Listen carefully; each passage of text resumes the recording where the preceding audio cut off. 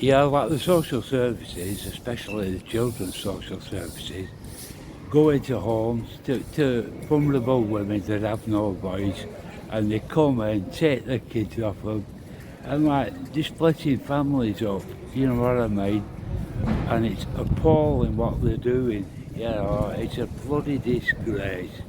What the UK has become, it is a disgrace, it really is. Now we found a lady here in Lancaster, and if we can see her banner, there we are, social workers snatch children and babies for profit. Yes. Well, I actually agree with this lady, because personally I think that the social workers are the Gustapo. I've heard of children banging their heads against the wall in foster care because they can't see their mum and dad. It's absolutely appalling what's happening these days. And I'll come a little bit closer They to get this assaulted. lady. Yeah, they do, don't Yeah, they? Yeah. My daughter got assaulted. They do because they're desperate to go and see their mums. Yeah. And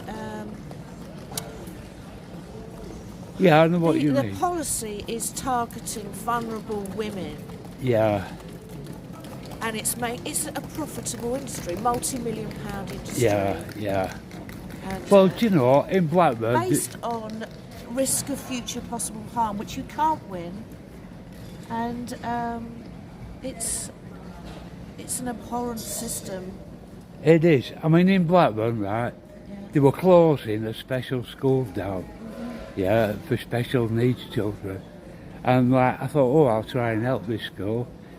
Anyway, I rung the social services because the council told me that they weren't closing the school down just willy-nilly, but they contacted Children's Social Services and they said, oh, it's ideal to close a special school down.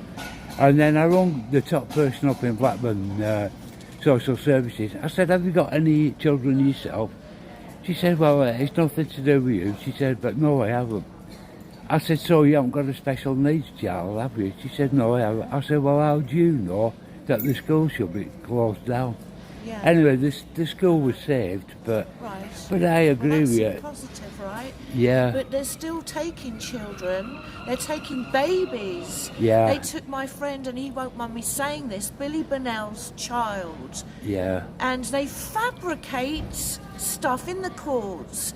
If you wouldn't be allowed to have a child if you're a paedophile, obviously, but we are not. We are having our kids taken based on risk of future possible harm. Yeah. It is disgusting. What about the social workers take children off people, and then the social workers dump them in houses where drug addicts live?